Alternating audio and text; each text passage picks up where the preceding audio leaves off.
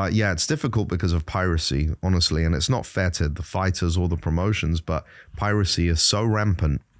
So, you know, the Prime card had over 16 million illegal viewers. I mean, 16 million? Yeah, at least. How can you police that? You just you do the best you can with the technology you have. Do you have a specific dedicated team? Oh yeah, we do. Yeah. But it's still not enough. It's like whack-a-mole. You know, you kill one and then there's another 5.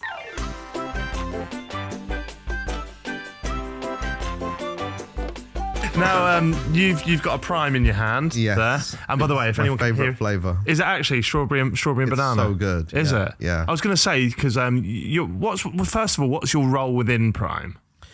I think at this point it's more like we all on a bunch of group texts and have conversations. Then we'll have meetings every couple of weeks.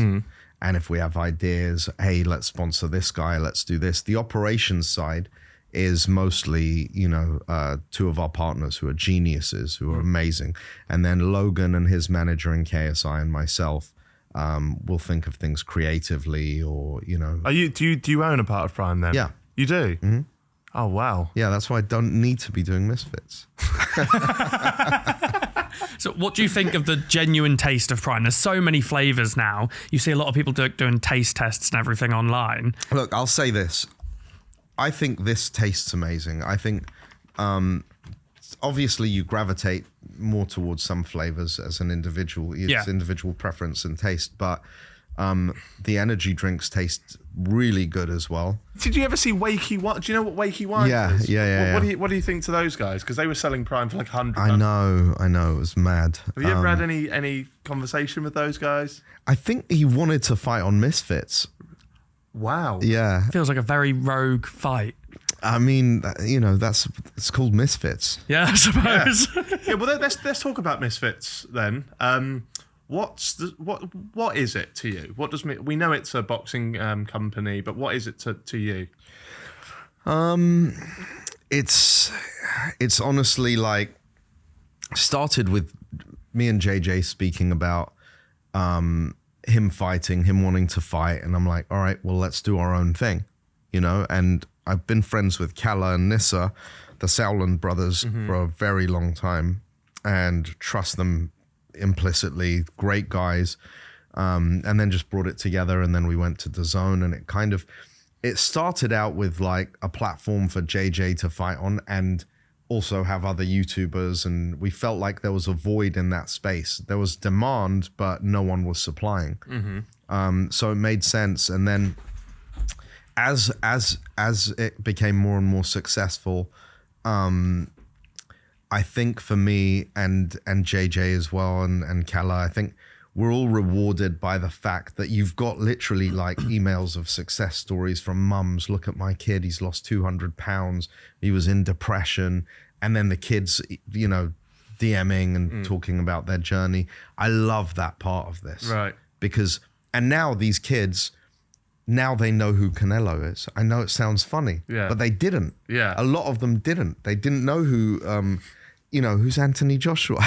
Right. You know, I know KSI, I know Jake Paul, I know this and that. Yeah. And then they're opening themselves up to learning more about combat sports in general and defending themselves and everything. And like I said, I've spoken to multiple gyms in the UK and the US, and they're like, our gyms are way, way busier than they've ever been. And all these teenagers want to basically become Misfits fighters. Wow. So I love that part of it. So you help kids lose pounds through Misfits and also through Prime, don't you? Yeah, see? Got to even it out. Spending all their pocket money. So what does a creator or a fighter have to do to actually be able to fight on Misfits? Beyond just sending you a DM and hoping? Yeah, I mean, that's not going to work. But I'm happy always to, you know, and I do when I do spaces and stuff, I get asked this question, and I always say the same thing. I think, like, you have to create it's really simple. You have to create content consistently until it hits. Right. And at the same time, if boxing's your thing, you want to box, depends what level you want to box at, because there's content creators that just want to have a bit of fun with it. Yeah. And it'll be a one-off, maybe once every 2 years they'll box, have a boxing match, it'll be a laugh. And then you've got some of these guys who are like, I want to be the Misfits champion, and they train all the time. The thing is, if you can have a balance of the two, then you're going to do well, you know, and people get frustrated because the come up is difficult. Yeah. It's not. It's a commitment. It's a commitment. And this is the thing, when you're lacking consistency and you do something for 6 months and you don't get anywhere, it's that 7th month that now you've taken a break that maybe something would have happened, you know, you don't know. But you've got to carry on and carry on if you're passionate about it. So would there be room in Misfits for, I don't know, just sort of two podcasters that happen to run the second most listened to podcast in the UK? Yeah, I'd put you up against you'd be a tag team against the first most listened to. Josh Widdicombe. Josh Widdicombe and Rob Beckett, I think. Or we can get Stephen Bartlett in, Diary of a CEO. Hey, you never know. If I came to you and was like, I want to fight on Misfits, would you look at that? Yeah, but look, what it is you've got to have a following. Yeah. And you've got to have an audience that's going to convert. Yeah. But then how would, sorry to interrupt, but how would you work out, because I wouldn't know, so how would you work out if the happy hour listeners would convert to Misfits? They'd love to watch us fight. They definitely would, because they're quite an engaged bunch, aren't they? And we've had plenty of people on who have fought on Misfits, but how would you know that? I think an educated guess with some research and, you know, checking out the metrics and this and that. Like, look, if Harry Styles said, I want to fight on Misfits and I want $20 million or $10 million or something like that, it's not worth it. I'll tell you why. It's great because you're going to get crazy press, but his audience is mostly young women and they're not into boxing typically. Right. Not being sexist, it's just a fact, right? The demographic swings. The demographic doesn't. So the conversion of that is not going to correlate to the price. Okay. And then it's not going to work. Whereas, let's say HS Tiki Toki. Yeah. Okay. He's a rogue and he's a star. But his following is way, way smaller than someone like Harry Styles. Can't even compare it. But more people are going to buy the pay-per-view watching him headline a fight than Harry Styles. Wow. Why do you think he's a star? What makes him a star? It's huge. Honestly, it's that it factor. Some people have it, some people don't. When he walks somewhere, either you hate him and you think, what a wally. Yeah. This guy's a sexist, he's a pig, he's a this, he's a that, I don't like him. Or you think, oh, he's so cool, you know? And some people do. Fuck off. You can guess what camp we're in.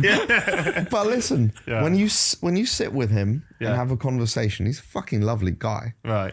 He's a very, very nice guy. So it's all an act. Yeah, does that make it a character? I don't think so. I think well, look, this is the thing I was alluding to earlier is like if you guys come over to my house and sit and have Persian food with my parents, you're not going to act the same way that you will in the nightclub with, 5, 6, are you single? Are you guys? No. But if you were single... Also, the fact that you thought we could be with 5 or 6 women is insane. Yeah, I could be single if you think that of me. Well, yeah. That's my partner, by the way, producing the show. So. Oh, there you go. Do you mind stepping out for a sec? What? So look, it's normal to sort of have a different side of your personality in different circumstances, isn't it? You put your best foot forward in some things. If you're drunk in Ibiza, you're going to be a different version of yourself. Whatever. So I think it's a growth process, and I think he's got the gift of the gab, and he can headhunt and he can fight. He's got the confidence. He's a tough guy.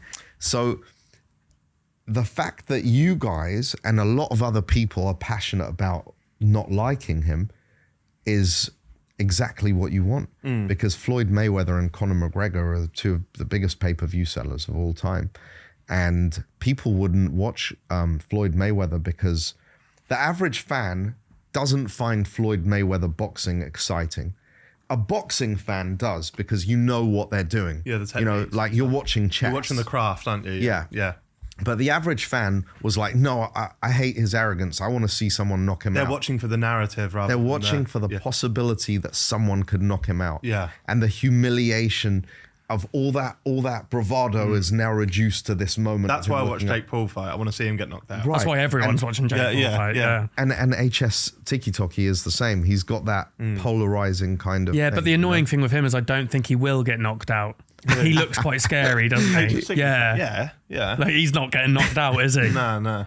But I wouldn't go near him. No. I'll call him a prick on a podcast. I definitely fight him, that's for sure. He'll confront you if he sees you, you know. I know he will. He'll be like, oh, yeah. Yeah. And But he's a nice guy. But this is the thing. This is the thing. I'm around all different personalities. Yeah.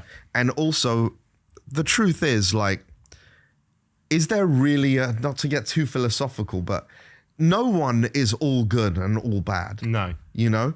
Someone you meet on a Tuesday might think that you were in a bad mood, you weren't your normal self, and their impression of you will be, oh, he's not a nice guy. Yeah. And then 10 minutes later, you'll meet someone and they'll think you're a lovely guy. You know, like, am I making sense? Yeah. It does, yeah, because some people only see you for a snapshot in time, don't they? So then they'll take that, like, if you met someone on the tube now and you weren't completely yourself, they'd go away thinking you're a prick forever. Yeah. And tell everyone that. No, even when I'm nice, they think I'm a prick.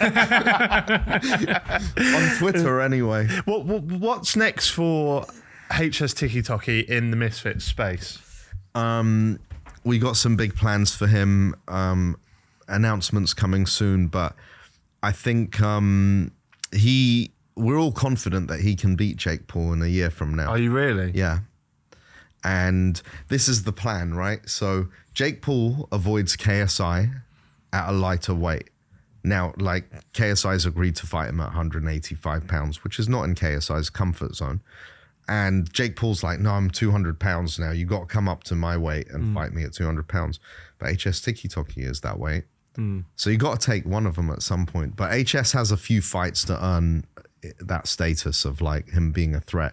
But I know people think I'm crazy, but he's a threat. Yeah? Yeah, he's got hand grenades in his hands. Guy hits like a mule.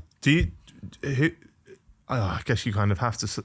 I don't know if you get an honest answer from you here, but do you think if they was to fight tomorrow, KSI could beat Jake Paul? Absolutely. Yeah? But I do think weight is a factor. So, look, Jake, if I say to you, look, let's have a scrap right now, but you've got to put one hand behind your back. Yeah. Okay. You know, it's likely you're going to lose, you know? I'd be losing with two, but yeah. Okay. If I said you guys fight each other, right? Right, oh yeah, knock him out. But Jake likes to do that. He likes to make sure the only time he hasn't done that is with Tommy Fury. And he lost. Right. But every other opponent he's had a weight advantage, a size advantage, all kinds of different advantages. KSI doesn't need to do the Jake Paul fight. Jake Paul doesn't need to fight KSI either. In fact, if he fights KSI and loses, it's done for him. Yeah. Where does he go from there? Is it done for JJ if he loses to Jake Paul? No. Why not? He's just got lots of different things going on. Jake, it kind of feels like boxing is his life now. That's the cornerstone of where he is. It's not like, what else is there? Yeah, I don't see anything of Jake Paul come up unless it's boxing involved, whereas I'll see JJ's content outside of boxing. And you got to respect that the kid's put in that much commitment into it. But JJ is naturally just more gifted as a fighter. I'm not saying he's a better boxer, but you don't need to be to win a fight necessarily, you know? But yeah, I think the chances of them fighting are pretty slim. Oh, really? I mean, I've tried everything I could. You know, I've really tried. How often do you get fighters agree to fight each other, but it doesn't happen because one of them thinks they're the A side and one of them wants a bigger purse and they don't agree on the splits financially? The A side, B side, we resolve fairly quickly. It's more people outpricing themselves that happens. Because look, this is the thing. If you're worth, people think they're worth more than they are. Right. And what are they worth? They're worth, if they make the company a certain amount of money, then we're happy to give 80% of that to the fighter, essentially, you know, and make sure that they're getting paid well. But if it's not on a pay-per-view, how can you determine the worth? there's different metrics you take into consideration, and also we work with DAZN, and we know when there's viewing spikes, and also the social media lead up and everything else. It all counts for something. So it's like, imagine that each of these fighters are a stock on the stock market, and you see it going up and down, and you've got to kind of think of it like that to see what the right value is. But yeah, it's difficult because of piracy, honestly, and it's not fair to the fighters or the promotions, but piracy is so rampant. So, you know, the Prime card had over 16 million illegal viewers. What, the recent one, Danny Aaron's versus? No, the Prime card, the pay-per-view before that with KSI and Tommy Fury. Oh, okay, yeah, right. I mean, 16 million? Yeah. At least, and that's a mental number, right? People are streaming it on TikTok, everywhere, Twitch, everywhere. How can you police that? You just you do the best you can with the technology you have. Do you have a specific dedicated team? Oh yeah, we do. Yeah. But it's still not enough. It's like whack-a-mole. You know, you kill one and then there's another 5, and yeah, it's really tough. So, what's the punishment if you were to sue someone for streaming? Say Stevie streamed on his Twitch, right? I'd come and Jesse Metcalf you. But it's not a suing thing then, is it? It's actually an illegal thing. Illegal, so they could just get in trouble straight through the police. It's illegal, but look, the amount of people that do it that face no consequences, it's like, you know, it's getting 1 or 2 guys here and there and busting them, it's just not enough of a deterrent. So you got to think, what's the, you know, like with music, there was Spotify after a while, you know, and it started with everyone saying don't stream illegally, but they were Pirate Bay and those guys told everyone LimeWire. LimeWire. And there was something about Sweden protecting these companies, and when the big music labels and record companies would write to them, they just say, sincerely yours, fuck off. Like, no, we're going to carry on doing what we're doing. And there was a big case with Napster and everything else, and it never worked out because the consumer is just dictating what's going on in the market. So if you can see that trend, it's a tricky one, but if you can figure out how to monetize without pay-per-view, that's kind of where the future is in the next few years, I think.